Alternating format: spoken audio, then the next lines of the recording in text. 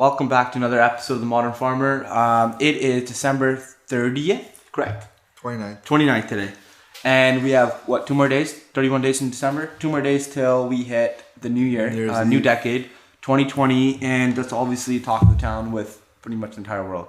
But in regards to me, myself, I'm coming into New Year thinking about a few different things. I think the decade does have an influence on the way I'm thinking, but it doesn't have too much of an influence on it because every single time of year around this time, we're always in the off season, always in the state of looking back of how our year went compared to the year before and looking at what's happening in the future, such as like HR or marketing or finance and economics and accounting. But the key ingredients of the business have to do with some other areas that are based off of creativity and innovation. I think those are the key things that I've been thinking about coming into the New Year's. And I saw a post by 1:37 p.m. on Instagram, and it noted the top key characteristics Jeff Bezos has in regards to creating a successful business. And he said there was a couple of things. And so number 1 was customer obsession. Number 2 was eagerness to event. Number 3 was long-term thinking. Number 4 was operational excellence. Okay? These are pretty standard things that Mike Ivanov has taught us in the past. One of the two main things that really... one of the two main things that have... he's a pretty innovative person. That innovation book? Maybe read the whole thing. No, it's you think of him first. He's got that brand in your mind. He does. The main two things... Because he's so different than other professors. Yeah. Main two things that really stood out to me was the customer obsession, but the continuation to reinvent your business, right? So from my perspective, what I see that as is if you're obsessed with your customer, you're always thinking about the customer's needs. If you promise that customer in Amazon's perspective that you're going to deliver in one day, you deliver in one day, right? You deliver the next day. The package shows up on time, exactly what they ordered. So it's providing them with that perceived customer value of what they thought they were going to get, giving them what they purchased, and exceeding them on their expectations by, I'm not sure, maybe a thank you note or whatever it is. And then the second portion of that was always recreating your business. I think it's difficult from the perspective of Amazon and any of the large brands, but also small brands, to obviously balance the customer obsession with recreating a business, because recreating a business gives you unknown and risk factors that as an employer or an innovator is unaware of, because you're stepping into areas of the business which you haven't, and just uncharted ground. It's an adventure. It's new risk for the business, right? And that new risk for the business, it provides customer risk. That, say, if you at Man Farms, if we're all of a sudden creating a sparkling wine, it's just one example, or if we create a pitch black this year, it was a big risk for us because all of a sudden we started offering the ability where customers can touch the actors. And that is a risk from the most obvious setting of saying, hey, listen, what are the liability concerns, to the risk of the actual experience. Or is it actually going to be frightening? And are you going to be able to deliver? Are the employees going to be able to perform to their abilities? Because they're obviously getting into a very uncomfortable setting of having to yank customers into a dark space or touch their faces. And they're charting into unadventured areas, which, it's uncomfortable for them. But then you have to balance their experience of going into pitch black with that perceived value which they thought of in the beforehand that they paid. So it was like $20 ticket I think I had on, and then all of a sudden you're getting touched, and some people don't get touched if you don't put a glow stick on. But at the end of it, it was a big risk. However, in my perspective, I'm not sure what everyone else thinks, but the reviews, I think it was a great success in regards to adding that on. It's something that we will do in the future, but it's obviously a big balancing act, I think, from the day you start your business to the very end. And those are two things that I think I really think about on a day-to-day basis in this time of the season. How about you? It's a big rant, but I had it prepared before I walked into the room. That's great. As you can see. So you talked about customer obsession. Yes. I feel like my side of the business is 100% about customer obsession. That drives me crazy. So the winery has grown from being a one-person business to a two-person, to three-person, four-person, five-person. I think we had about 15 people working at one time doing wine tastings. And my biggest thing is customer obsession. So if the employee walks in, they need to be able to treat the liquor store employees well. They need to be able to treat the staff all the well, manager well, the actual customers of the liquor store well, right? That's the main thing, right? So going to that level, I had instances where that was not happening, right? So I had to take sharp action. That really grinds my gears, right? Also, I had somebody working close to me, and they're not like, my expectations are high, right? So I've got to the point where I shouldn't lack on my expectations. I shouldn't lower my expectations, right? So I'm just going through different scenarios to how to enforce its expectations, and sometimes they're not enforced correctly. Something I want to work on in 2020 is just making sure those things don't happen. Like specific things like deliveries don't go out on time, right? Even though I've hammered it down, this needs to go out now, or the customer has not been talked to, or something's happened like that. That's the biggest thing. So I feel like the winery is all based on customer obsession, also long-term thinking. I feel like with our business and with mom and dad, they've always thought long-term. They always want to keep moving forward, right? And I feel like the winery is going into a phase where it's expanding, right? So it's a balance, like you said, of expanding and also taking care of your current customers and giving them the same experience, right? So in terms of expansion, we're looking to go to Alberta, Edmonton, Calgary, all those places. That's the next step. We had a big meeting about that. Also want to, in BC, still have places to expand to, a little bit further north, some more specific liquor stores, giving customers, like liquor stores, better experiences, asking for more, just expanding in different products. Like there's multiple ways you can expand, right? So for me, customer obsession and expansion is huge. Mm-hmm. And those two things go hand in hand. With that, it comes with just like managing people. Mm-hmm. And managing people is really important. So like I'm just this past few like weeks, it's just been like, how do I get the most out of employees without creating a negative impact? So I'm just trying to look at different things in 2020 going forward, how to improve that, whether it's like reading books, going to different workshops, or just kind of working closer with your employees and just kind of handling things different, so it's like I feel like I have opportunity a lot of people do not have, whereas they're able to have employees who are working for them. You're able to run a business, so you have these opportunities to learn.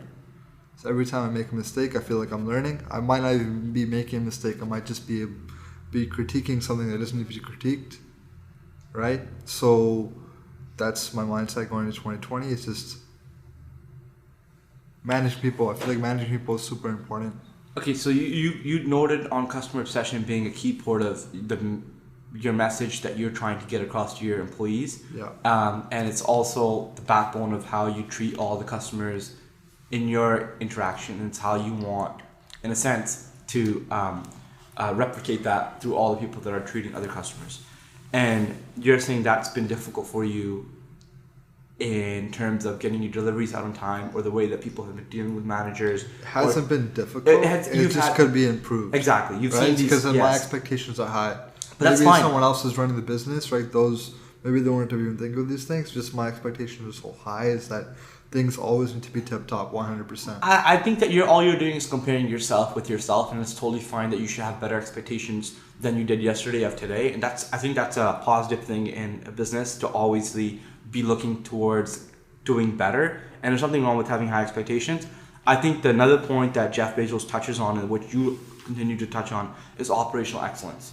Okay, so he says Amazon has long believed in doing things right just for the sake of doing them right.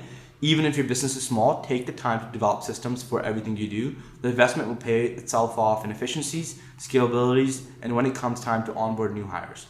So I've been thinking about this as well, because HR is something that takes so much time, and I mentioned it in previous meetings that because our company's getting to the point where we're having enough hires that are replicating a lot of the same things over and over again, and there's payroll, bonuses, salary, everything that has to do with HR, individual concerns, taxes, that we need to have someone who is just focused on HR, making sure that someone like Dhruv, who is a key part of our management side of the winery, to where someone like a floor staff who is a customer representative on the floor staff, who is such an integral part of their business, but they have completely different needs in regards to the day-to-day that they function in man farms. One person is here and makes their own schedule on time period, where another person is routinely here and clocks in, clocks out, but is expected to provide a very high level of customer service, where other person is creative and more operational.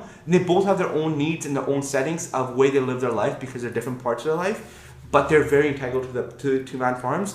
And the only way that you can look at managing all of the HR employees, from my perspective, is to step back and look at all of them and see where they all provide value to man farms, and then provide them in return monetary value or whatever value that they want in regards to having a bonus or a raise or a better working hours or flexibility, or their management style is a little bit different, or they want to work from home. And so that has to do with HR. So if it is hiring someone who is just with HR, or it is maybe looking at something like Trainio. Have you heard of that? It's a software, in a sense, or an app, or whatever it is, where you take time as a manager to create videos and create documents and put them in a systemized format into this software, and then require your employees who are going to be performing those same exact tasks to watch and read and go through that entire software in however the Trainio thing requires you to do it. And large companies have saved thousands of hours of training across a number of employees, and they are even helping smaller businesses. So maybe that is some key people that you're going to be hiring on a continuous basis, such as people like wine tasting or farmers market staff that we're going to be hiring. Having your employees coming back that are really good at it, and asking them to help you figure out the Trainio and putting that stuff in there, you being happy with it, creating a system, and then having someone such as Sally, who's brand new to tastings, go through that entire manual, paying them for their time, and knowing that, hey, listen, you are holding them accountable because they have gone through that software and, in a sense, are adequately trained or ready for their job. So they shouldn't be making mistakes because it's a system that you've already put in place. It's like cookie cutter. It's a generic system. So that comes down to operational excellence in my mind. And I think that's something that we need to, as an entire company, maybe take on. Maybe it's not Trainio, maybe it's something else. It could just be documentation that we continuously do.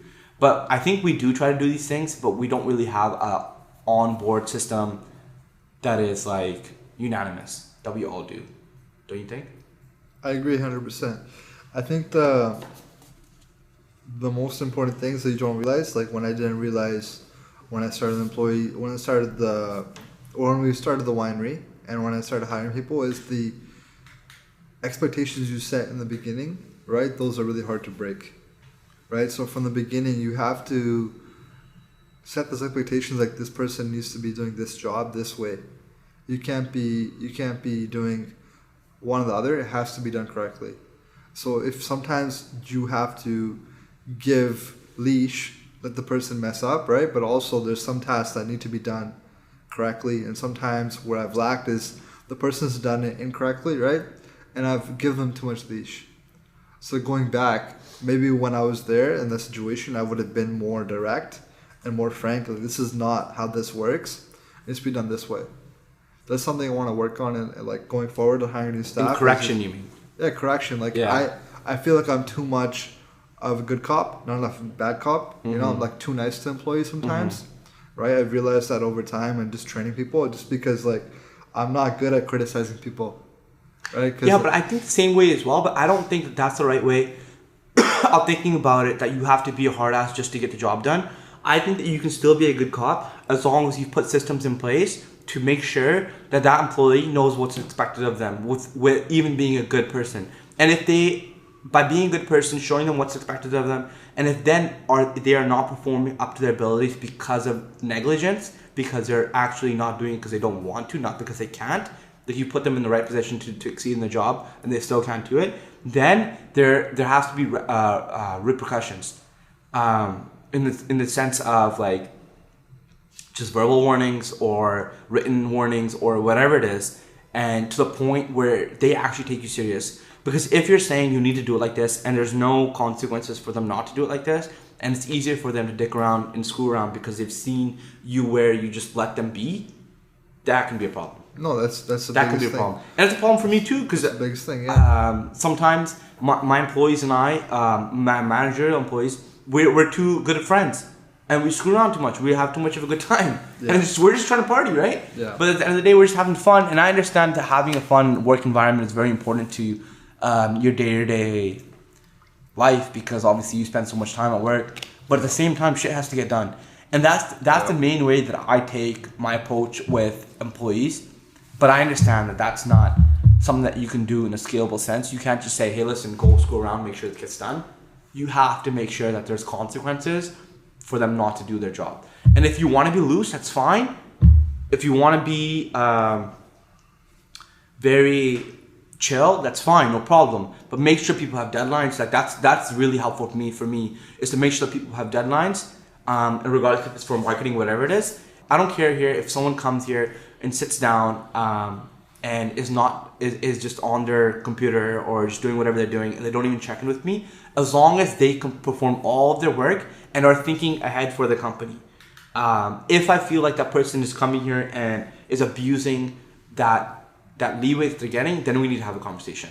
And I also do think that having a sit-down conversation with someone is very important on a continuous basis. And I always say that. It is very time-consuming, but it's very helpful in understanding exactly what the employee wants, but then also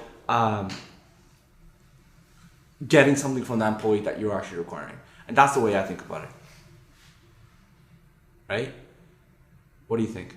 No, I agree. I just feel like, personally, like, regardless of what you said, like, I know what I need to improve. Yeah. Right? And I've gone through things and I messed up and I've done them well. Uh-huh. Right? So I just want to improve those things, fine-tune them. I'm excited for those opportunities to do that differently. Really good. Right? And I'm excited to hire more staff and work with them on a continuous basis. Like you said, our business needs more checklists, more organized.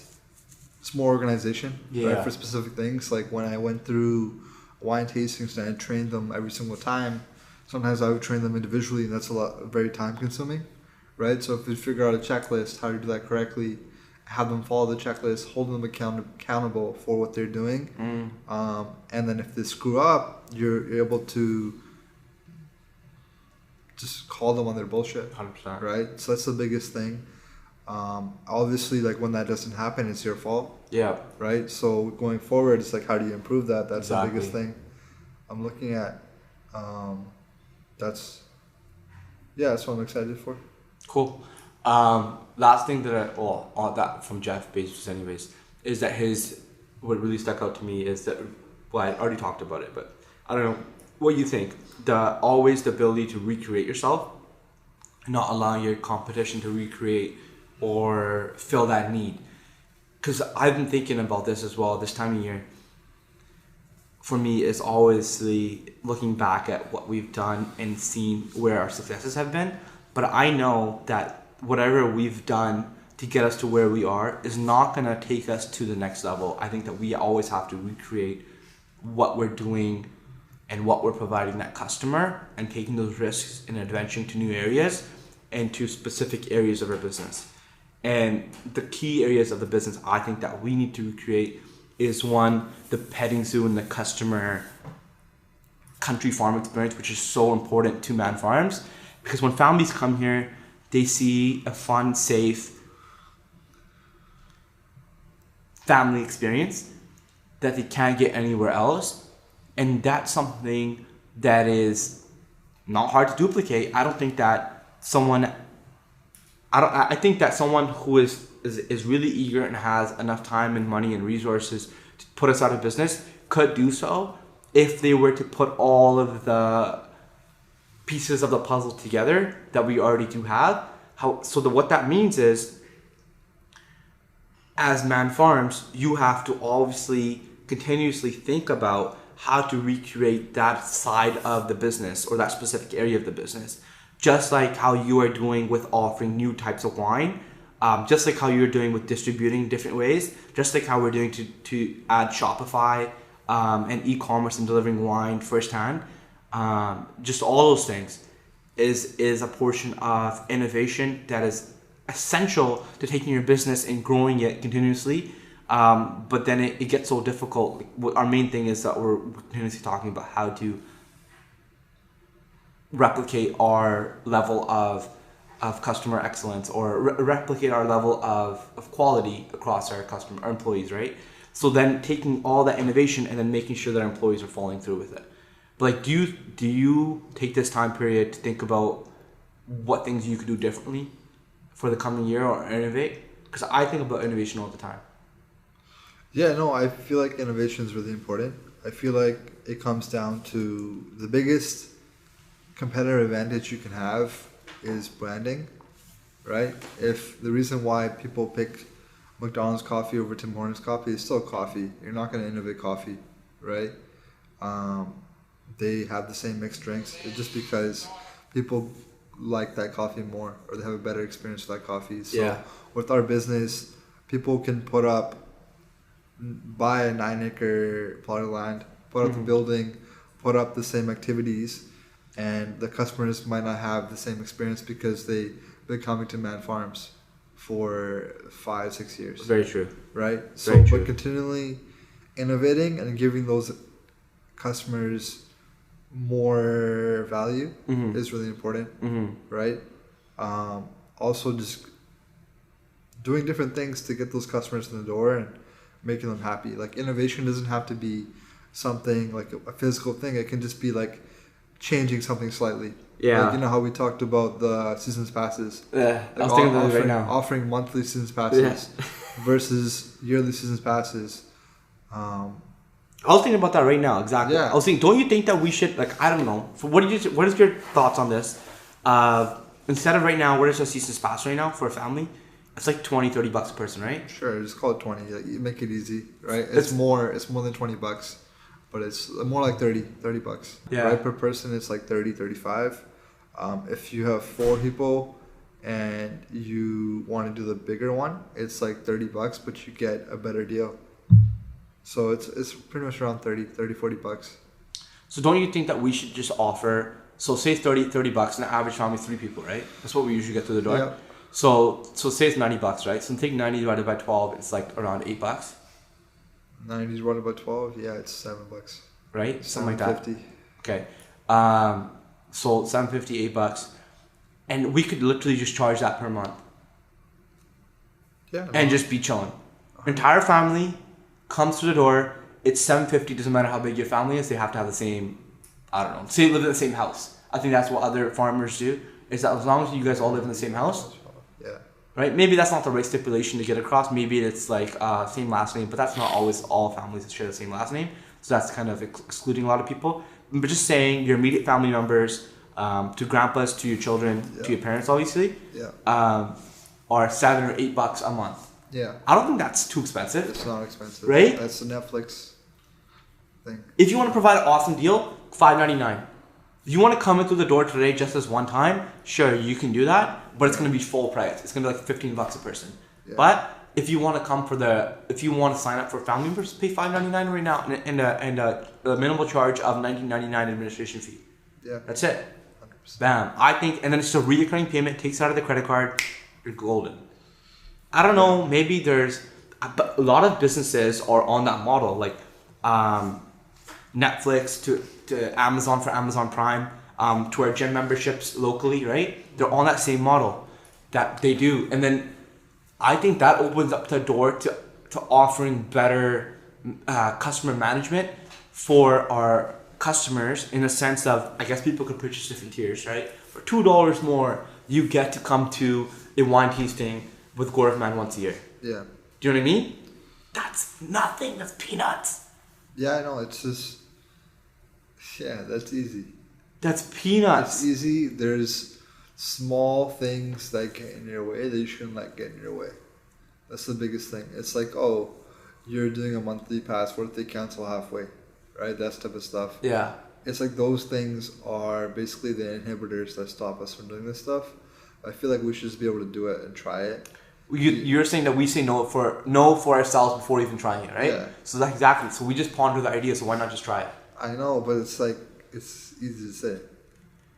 I think that's only. I agree. We should do it. Only I feel way. like in my insides, I feel like I'm screaming like we should do this right now. That's what I'm saying to myself. Dude, like, I have ideas like this all the time. The biggest problem that I have personally is that like I have too many of these damn ideas. Yeah, no. I don't know where to start. No, Gary Vee said like he just has these random thoughts and he acts on some of them. He acts on some and he doesn't act on them. That's pretty much it. Oh, he says that? Yeah, I have the same shit all the time too. I have like these ideas, that idea. Sometimes I just say in my head like that's bullshit. Focus on what you gotta do. Sometimes it's like, damn, we should do that. Yeah, I know. Right. But then the other times I'm like, hey, listen, why can't all my ideas get done? So why don't we just operate, be better manager and be better at operating, hire more employees to get your shit done that you want to get done. But then it's like, now you have to all of a sudden. It's easier said than done. Exactly. It's easier said than done. Yeah. You have to hire more employees now. Yeah. Maybe we just hire one employee to help us hire employees. It's called HR, man. Damn. HR is the most important part of a business. I've talked to Mark Breedville. Mind blown. I told him HR is more important. He's like, sales is important. Who said that? Mark Breedville. Like, oh yeah. I told him HR is like the most important part of the business. Like I said, like I wish I went back and did HR, but I still think like if I even did an HR degree, it'd still be bullshit. Like HR doesn't teach trash. It doesn't teach you like how to manage people. It's like I don't. If you're doing sales, you need people to do sales. Yeah. And you have to talk to those people, you have to manage those people, you have to fire those people. Yeah. Right? So that's the most important part of the business. It's a different topic, but I was talking to somebody last night and they're like, oh, I want to start my own business. I'm going to go and do like a business diploma. I'm like, in the back of my mind, I want to say that's bullshit. At the other side, is like, I see his perspective and I'm like, it's a good idea for him to do a business diploma because he might end up getting a job somewhere where a business diploma is actually valuable on a resume. That's that's like the gold standard excuse to why to go to school is the backup chance. But the thing is that I think the reason why people, like from my perspective, yeah, that's a good reason. Yeah. But I think that people should go to school to get an understanding of many different areas in a short period of time.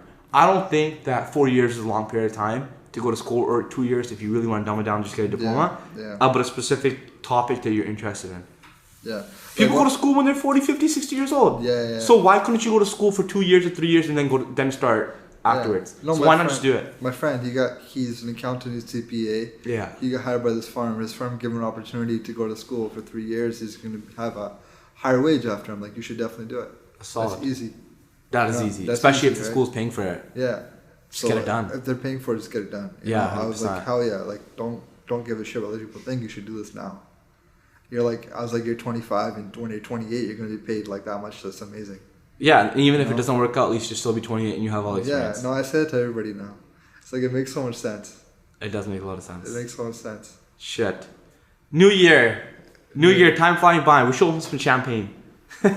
Sure. Okay, guys, so the Modern Farmer episode 23 is interesting because we're actually filming another YouTube video in the same episode while we have this episode going.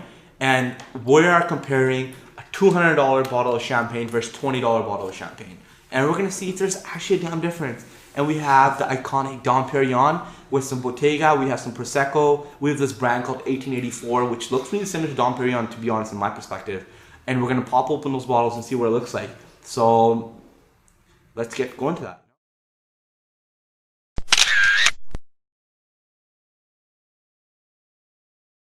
Guys, we're back, Modern Farming Podcast. We're still continuing our episode 23. If you're seeing this as a part of a YouTube video, that's because we decided to take this clip and put it on YouTube because of how crazy it is. What we're doing today is we have 4 different types of champagne, and they're right around the $20 mark, where we have a $224 bottle of champagne, Dom Perignon, and we're going through each of them and actually seeing if there's some damn difference between $200 bottle of champagne versus $20 of champagne. So let's start from the cheapest to the most expensive. I've got the receipt here. Let's start just like that. We have our $20.89, which is our Brut. Where's this Brut at? Extra Brut. Not sure that's what you call it. 1884. 70% Chardonnay and 30% Pinot Noir. Yeah. So similar to Dom Perignon. Let's compare. I'm pretty sure we can compare everything to Dom Perignon, right? Yeah. But this is $20, where this one is $224. Yeah. It says on the label that it's goldish yellow color and fine bubbles, elegant creamy sound in the mouth. Yeah. Wow. It's also from Argentina, where I think everything else here is from Italy. Yeah, it says product of Argentina. Well, no, Prosecco's from Italy. Is Bottega from Italy as well? Yeah, looks like We're it. about to find out. What was the price on this? This one was $20.89. Okay, so I'm on a website called Wine Searcher. Uh-huh. So you can find it for $7 Canadian though. God damn. So I bought it It might from not be the exact same. the liquor store on High Street. Yeah. And the reason why we're doing champagne is because, listen, we're going to the new decade here. A lot of people will be popping bubbly, especially when the clock goes 12. Yeah. We're going to 2020, brand new decade, brand new year, time for New Year's, time for celebration, and obviously New Year's resolutions. So starting off right, getting drunk. And we got our $20 bottle of champagne, which it looks very similar. Like I'd say like it's very similar to the Dom Perignon. It has beige label, black tinfoil or wrap, and it has this cage at the top, which this one does as well. Yeah. This is a little bit more slender, where this is a little bit more chubby and a thicker bottle. If this was $224 and this was $20, would you really know? No. Would you really know the this difference? This looks nice. Right? There's nothing wrong with it. It says 1884 on it. Yeah. The reason why Dom Perignon, I guess in the mind, the brand that it has, is that everybody knows about Dom. Right? You call it Dom, pop a bottle of Dom, go to the club, pop a bottle of Dom. That's the classic thing people do. Get Ace of Spades, you know? It's up there. It's a premium level, premium price tag with it. So now we're going to actually see if it has associated with a premium taste. Dom Perignon is very unique in the sense that you leave the tinfoil on when you open up the cage, because this tinfoil has actually been on since the vintage that it is. So it's a 2008 vintage. It's been on there for what? 11 years. 11 years, 12 years. Where this guy over here is not a vintage. It says 1884 on it, giving it that kind of old look, but it's actually not a vintage, meaning that it's not from a particular year. It could be a blend of grapes from 2009 to, you know, from whatever. It could just be from last year, it could just be from, I'm sure probably from last year, right? Most likely. Who knows? Exactly. But it's not something that you keep, it's not something that you hold on in bottle and you age. It's something that it's made to drink right at away. any time. Yeah. So in regards to the Dom and champagne in general, did you know champagne is from this particular place in France? Yes. That's not a common thing that a lot of people know about. Yeah. Champagne is something that people think is just a type of liquid that they're drinking. The reason why it's called champagne is because it's from a particular place in France. Yeah. And it's made from grapes, which is common, pretty common knowledge, I think, that people would associate with. Yeah. And it is bubbly. I don't know why. Why is champagne bubbly compared to actual wine? Do you know why? I know the way to make bubbly wine is that you have basically a different procedure, like you use different tanks, right? When you have wine, you can make bubbly out of basically any grape if you like, because there's CO2 naturally produced when the fermentation is going on. You just have to have a different tank that can withstand the pressure. That tank is called a bright tank. So I'm not exactly sure why Champagne region, those grapes are commonly known to make bubbly wine. Prosecco, on the other hand, that's a region in Italy. That's the same sort of thing. Why is Prosecco a good place to make sparkling wine? Well, Bottega on the other side. Where's this guy from? This is from Italy as well. Italy as well. Yeah. So, are you sure about that? Yeah. Product of Italy. Yes, you're 100% correct. So, Bottega is made in Veneto, Italy. Okay, where Prosecco is made in. Prosecco. Is it? Yeah. So it's made in Prosecco. Prosecco is Italy's answer to refreshing, well-made, dry sparkling wine, quickly becoming one of the most popular bubbly for any occasion worthy of celebration. Using the Charme method of sparkling wine allows the wine to retain its freshness and results in truly charming wine. An excellent aperitif, it is the best served chilled and on ice. Yeah. Okay, so whereas Bottega, sparkling wine, Vin produced by Produtti for Bottega Spa Godego di Santo Barone. I probably butchered it. But look at this bottle compared to everything else. It looks like a celebration just by looking at it, right? Yeah, that's one thing I wanted to touch on. Is most of the time when people buy champagne, right, it's for celebration. Like you don't sit down, open a bottle of champagne and drink it. 100%. Unless like Exactly. you're like, that's the biggest thing about these wines. Yeah. It's like if you're having a celebration, like a regular celebration, these three is what you pick. If you want to have like a really big celebration, like somebody's wedding, you pick the Dom Perignon. Yeah, 100%. That's why I exactly. look at it, right? Whereas if you're going to the club, you want to get a table, you get a bottle of Dom Perignon. Yeah, exactly. Honestly, when you're in the table and you're drinking Dom Perignon, many people don't actually drink it because it doesn't taste good. Yeah. It's just for the clout to bring it out. You know what I mean? It comes in a box, with a fancy box somewhere here. It's the top of the box, but it comes in this box that when you go buy it from the liquor store. And it's just the factor of like, hey, look at me, I can buy a bottle of Dom Perignon, right? Yeah. But at the end of the day, if you're gonna celebrate, let's get a bottle of one of these. So let's actually look at that. Where this Extra Brut is something else. It's 1884 brand. Extra Brut is the style of the champagne. Yeah. It means extra dry. Yeah. Okay. I'm not sure what the rest of it's gonna taste like. Should we get into it? Let's try it. Let's try it. So let's open up. The Extra Brut first because it's so dry. Yeah. Let's do that. So do you know one thing I learned on a wine tour in South America when I was there? I was going to a specific wine area, I forget the name. But they talked about champagne. How many twists does it take to open a bottle of champagne? 2, 3, 4, 5, 6. Yeah. So the usual answer, right, is 3 whole twists. 3 pull twists? Whole twist. Whole twist. So yeah, that 3 makes whole sense. twists, right? But it's a trick answer. Trick answer. Trick answer.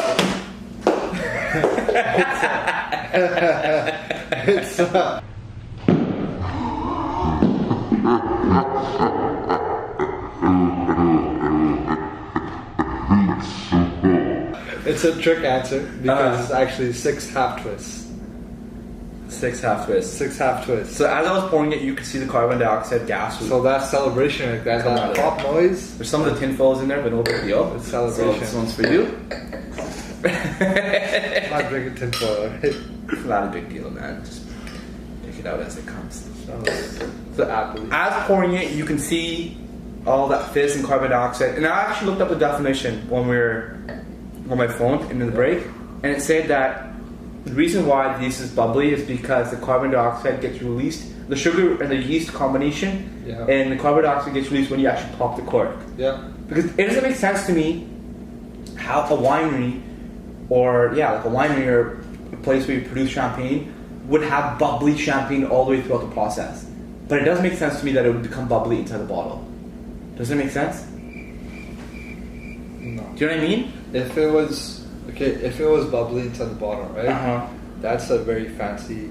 I'm not sure if it's a very fancy champagne, but it means that the wine is actually fermenting in the bottle. Shit. Which means like either the yeast are left in there and it's still fermenting slightly, right? And like that's every single, like basically the wine you're using, right? You're fermenting inside the bottle. Like check the facts. Check the facts to see if freaking someone leave a comment to actually see if the wine is bubbly before it gets into the bottle. 100%. It gets bubbly. It is. Because look at the color. It's very, very pale yellow. Very yellow. Very yellow. I'd say it's golden yellow. It's got legs to it too, eh? How much percent alcohol do we have here? I think it's around 11. It is 12.4. Yeah. Not bad, not bad. So strong 12. Give it a little sip or sniff. Yeah, I like the bubbles. Like the presentation is very celebration-y, right? What do you smell on it? Definitely apple. I say pear, Like citrus, right? Green apple. Yeah, 100%. Sour citrus. Looking for that tinfoil. I don't want to put it in my mouth.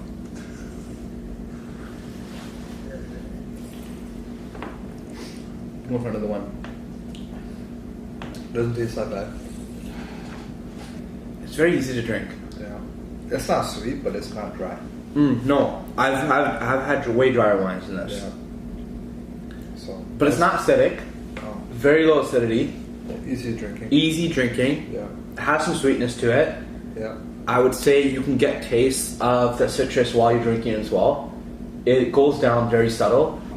No, it's good. I think it's a great, well put together champagne. Yeah. All right. One big thing. One more cheers? Yeah. One big thing about champagne, right? Obviously, use it for celebrations, right? But you can also use it for mixed drinks. So what you can do with this, what I tell people to do with our wines, sure it's a plug, but it's very true, is for dessert wines, you can mix, because people don't like really, really sweet wines, right? This wine is dry. So if you get 2/3 of our dessert wines and 1/3 of this, you make a really nice spritzer. It cuts the sweetness, but you still get the flavor coming through. 100%. So that's a really good way to use champagne. Definitely. Even with like punches or things like that, you can add a little bit of sparkle to it. I would say this is like a really good wine to mix with. Yeah. It has Because very it's not expensive. yes. Right?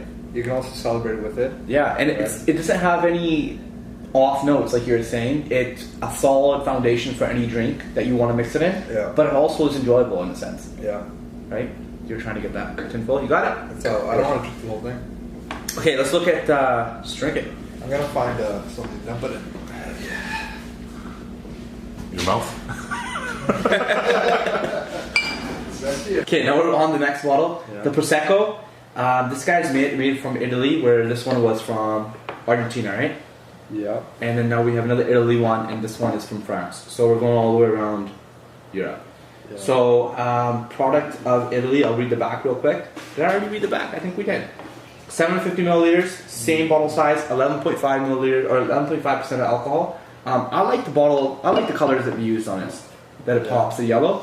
So I appreciate this tinfoil because it had this red little tag. I'm not sure if you can see it in the camera. To take this down tinfoil off. This tinfoil is freaking annoying. Especially if there's a cage around it, you want to beat up your fingers for no reason.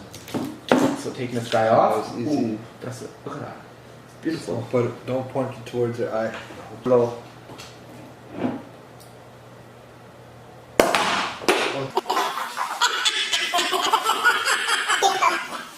Okay, fun. and you can see the carbon dioxide floating on it. Yeah. You see that right there? Yeah. So You- and it's bubbling in there. Do you know what that noise is? What is Where that? that noise comes from? That's actually the air going back inside the bottle. That's what creates that noise. No way. Yeah. Okay, so let's pour this. No tinfoil this time. No tinfoil, buddy.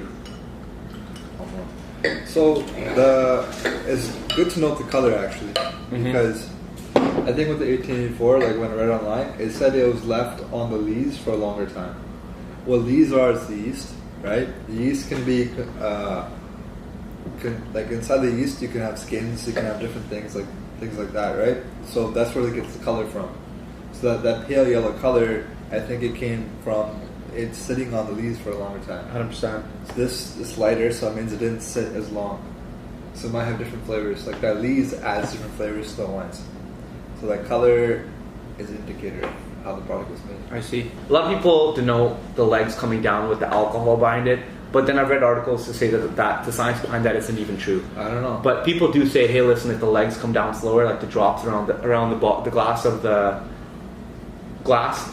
legs of whatever the wine. If the wine comes down slower on the sides of the glass, means that there's more alcohol than there is less, right? That's the actual denoting factor on that.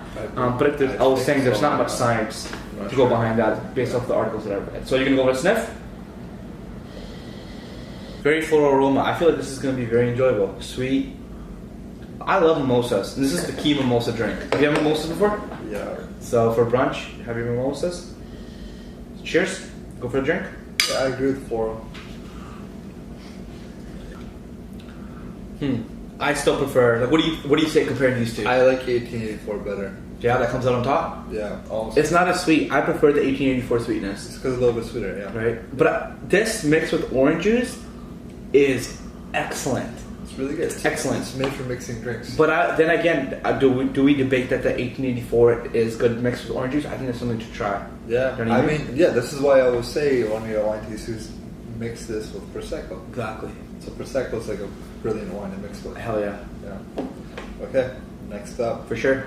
All right, now we're on to Bottega. the most shiny bottle of all of them, the Bottega Rose Gold. Very feminine. Yeah, it is. Bottega makes a few different types of champagne. One of them is actually all gold. This one is rose gold. And let's go for the open. So it's got a tab that goes all the way around as well. Yeah, I think you said this is a blend, right? Yeah. I think it'll be anticlimactic. Ever. Climatic. Yeah, that was definitely not anti. Okay. Ooh, it's got fruity. Whoa. Smell this. Interesting. One thing I noticed right off the bat, this bottle's clear, man. Look at all the rest of the bottles. Yeah. This bottle's clear. It just has a coating all the way around it. It's wrapping, yeah. Oh, wow, look at that Look color. at the color, man. The color definitely matches the bottle. Okay, I'm not sure if you're supposed to pour bubbly like this or pour it like this. I don't know. I have no clue. This guy gives just poured his bubbly. That's the way it came out. That's it. It protects it. Remember, you had beer. You have the head. You have the head. Very true. Okay. Cheers, Lee. Cheers. Let's go for a smell. Look at the color. So the first one is very yellow. Second one is very clear. This one is very pink, and that has to do with the grapes as well. You know, we make a rosé, and the rosé is a reddish pink, just like this. That means it was a blend, right? So might be a blend of white grapes and red grapes. Okay, go for a smell, dude. Tell me what you smell. Your descriptions of smell are very There's interesting. a lot more CO2. I get a lot more CO2. You? I think of the way I poured it. It's because you have a big ass nose, man. It's a very valuable asset. I almost won the Oreo game because of my nose. Don't know what that is. Remember the Oreo game we played? Oh, that's so true. Okay. I don't know. Okay, just go for a smell or taste. Yes. Try it. Less metallic and more bubbly. More wine. I taste way more wine. Yeah. Way less club soda. You know, that's the right way to put champagne is. Does it taste like wine, or does it taste like club soda? To be honest, the most frank way to put wine or champagne. Yeah, I don't know. I get the sparkliness of it too, but I get the wine as well. It's a good blend. You taste like the notes on it, right? I taste a lot of bubbles. I don't know why. Maybe it's the way that I poured it in the glass. I think the way that you can characterize a champagne after trying these three is to understand that if it gives you actual flavors that you can pull off while it goes down your tongue and the rest of your esophagus, to say that this is actually has flavor and characteristics to it. Whereas that Prosecco that we tried, it was a lot like club soda, and just like sparkly water. Okay, so we got the Dom Perignon over here, and they said that you're not supposed to peel the tinfoil. Grab the cage like the tinfoil is not there. Okay? Grab the cage so the tinfoil is not there. So just do some searching. Okay. What I mean by they is like some random article on Google, so who knows if it's actual facts. This is a cage right here. So grab it, rip it out, grab that damn thing. It has to do with the clout of the Dom Perignon. Another denoting factor that really makes this champagne different than other champagnes is that this is the actual vintage, meaning that it was from a particular year, 2008 being in this bottle, that we're drinking. And whereas these champagnes, the Bottega, the Prosecco, or the 1884, could be from any random year, 2014, 15, 16, 17, 18, 19, 20. Whereas this one over here, 2008. There we go. Figured it out. Should I shake it up a little bit? Do not shake anything, man. Okay. There we go. Woo! Buddy! Oops. I did not shake it. This is his Dom Perignon. Doing its thing. Woo! Buddy! Oops. I did not shake it. This is his Dom Perignon. I feel like that was the most grand. It spilling over top, I think, has to do with the clear indication that the bottle, they make it to spill over top. It has to do with the experience of opening it. Don't you think? I agree 100%. Right away. Yeah. It has to do with the experience of actually opening it, and that gives it the talking factor. Yeah. Right? It looks great. You take a Snapchat. It's a showcase about it. Yeah. It has that provenance. If you've never seen the label of Dom Perignon, it says vintage 2008, and that is a very common, not very common, but it's a very common way to say that a wine is worth its money. It's that it's been aged for a very long time. Yeah. And this is a wine, even though it's champagne, it's made from grapes. The grapes being Chardonnay and Pinot Noir. Yeah. That is Dom Perignon. Yeah. And Dom Perignon is actually named after an individual named Dom Pierre from France. That's what she did. Before you drink, you better sniff it. Use that big ass nose you have here. Wow, this is the most less fruity, less floral, more earthy. 100% very earthy. More earthy.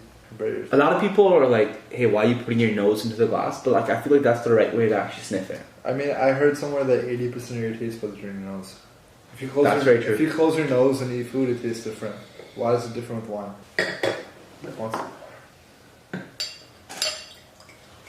Should we go for Sip, sip. Let's do it. Cheers, buddy. Whenever I drink an old vintage like this, I think about the time period that people are in and what was happening. Yeah. It's not a long time ago, but it is over 10 years. Coming into the New Year's, drinking something from 2008. Imagine they were going to get it too close to the end of the decade, right? And there's a lot of things happening in the economic standpoint, such as the big recession that was coming up. Well, this is from France. I'm not sure what's happening in France in 2008, but however, yeah, they obviously got affected by the recession, 100%. But they were out in the field picking these grapes in that time period. Maybe they had some global warming trends or what was happening, but they're farmers at the end of the day, and it's just like we are farmers at the end of the day. They're harvesting grapes which were going to be bottled for over 15 years, or over, 12 years, right? And people are still drinking it. Because when I went to that liquor store to get this, they had probably about 30 of these sitting in the shelves, locked up obviously, but they had quite a bit of them. So I'm sure people are still going to be aging for a long, long time. Yeah, interesting thing. I feel like I've been to a few parties, a few occasions where we've had Dom Perignon. I feel like all of them have been 2008. I think I'm gonna go get a bottle of this after this, just a bottle and put it away.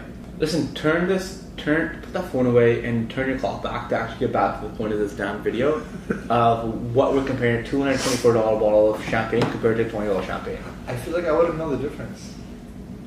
If I just had glasses, I wouldn't know the difference. If Jason said, hey listen, we're doing a blind test, put them all out there, I would say that 1884 is a $224 damn champagne, don't you think? It's better. It's better to drink. 100%. Yeah. 100%. It tastes way better than any of the champagnes that we tried. Yeah. Not just putting Dom Perignon down, because obviously it has brand name to it. Yeah. But in regards to the actual product itself, when you taste it, it is very unexciting. Yeah. There's no interest to it. It's a simple champagne. That's 100% branding, you know? Oh yeah. This is like a classic champagne taste, but it's not enjoyable in a sense. Don't you think? Good. Yeah. It's not that good. It's saying not that good. It's very subjective. Like it's good. It tastes like champagne. It doesn't taste like amazing. I agree. Yeah. 100% agree. There you go, guys. We've went through these 4 champagnes for you. Some of the most common champagnes that are known in the community of champagne drinkers, or brunch drinkers, or people who go out and celebrate, especially with New Year's coming. Our recommendation, well, my recommendation, anyways, is to get yourself a bottle of 1884. Go to the recycling depot, get yourself a bottle of Dom Perignon. Take 1884 and pour it into the Dom Perignon. Actually, enjoy yourself some good champagne.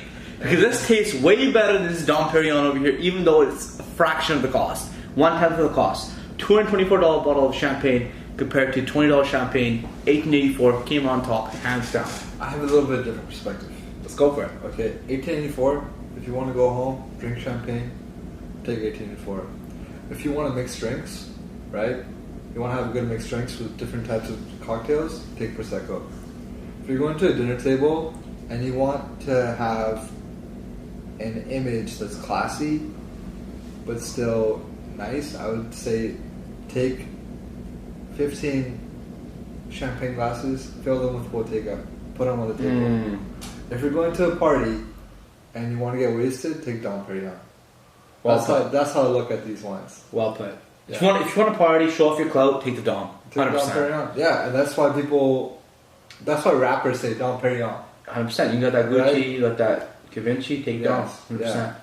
But 1884, that's good value. Understand. But in regards to taste, what do you think? 1884. There you go, boys. Yeah. You heard it here first. Okay. $20 champagne, better than $224. Modern Farm Podcast. Más o menos.